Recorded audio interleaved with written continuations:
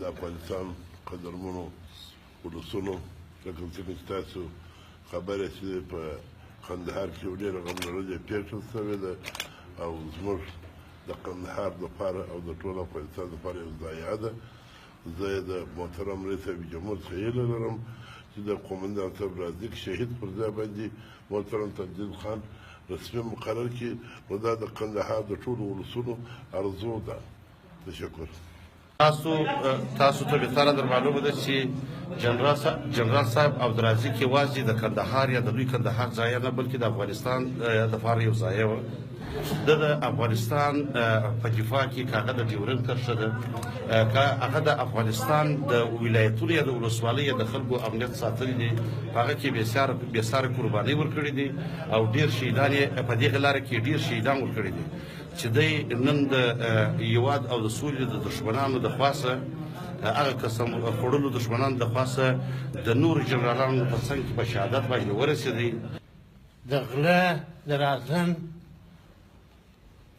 د بهرني مداخله کورني مداخله دا ټوله د ده د برکت څخه یوه نه وه. نو نن چې دا ضایعه را مابینځ شوه، د دې ضایعې په هکله چې موږ ټوله قومونه او ولایتي شورا وکیلان را جمع شولو، د دې ضایعه مخه موږ بل په هېڅ شي نه سوه نیولی. نو موږ چې فکر وکړئ، موږ دا پرېکړه وکړه چې تاجل خان د رئیس صاحب جنرال صاحب راسته لاس ورور و، موږ دی ودې ته مجبوره کړئ د قومو او ولایتي شورا چې د ولسوالۍ پر سکوت باندې بیریږو چې اوس بل څوک ورته معرفي کړو.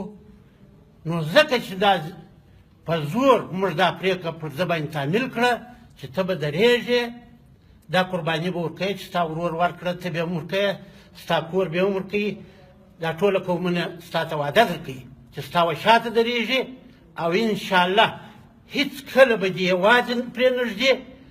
جنرال صاحب یوازې د کندهار یا د جنوب غرب حوزې لپاره نه، د ټولو افغانانو لپاره او د دې افغانستان د هرې لویشتې خاورې څخه یې دفاع کړې ده او هر هغه پردي جاسوسان که هغه د پاکستان و که د ایران و که د روس و د چین و، هغو ته هر وخت غاښ ماتونکی جواب ورکړی ده. د افغانستان په سیاسي ډګر کې هم او د افغانستان په نظامي ډګر کې د جنوب غرب حوزه کې لکه زابل، هلمند، کندهار، روزګان هره شپه هر ساعت کې د شپې یوه بجه هم د ځان رسولی ده او زموږ له ورندارګانو څخه یې دفاع کړې ده. دا د ټولو افغانانو لپاره یو غټه ضایعه وه. جنرال صاحب رازق خان د افغانستان شهید دی. جنرال صاحب رازق خان د ډیورنډ د کرښې شهید دی. جنرال صاحب رازق خان د افغانستان د استقلال او د ملي تمامیت ورزی د استقلال او د غیرت شهید دی چې د ټوله وخت د استقلال دپاره او د افغانستان د ملي منافعو دپاره ځان قربانۍ ته ورکړی و. 6,000 خپل قوم او 5-6,000 نور قوم د کندهار د غویر ولس ته د په شهادت ورکړي دي. چې ته به زموږ قومندان یې او آینده به موږ تاسو سره ستا ته شا ولاړو، ستا سره مقاومت کوو او ته به مینه کوې راته. نو انشاءالله حکومت مرکزي حکومت هم څه په دې کې څه نه وایي، د ولس چې خوښ شي د هغه خوښ ستاسو توجه څخه باقي غم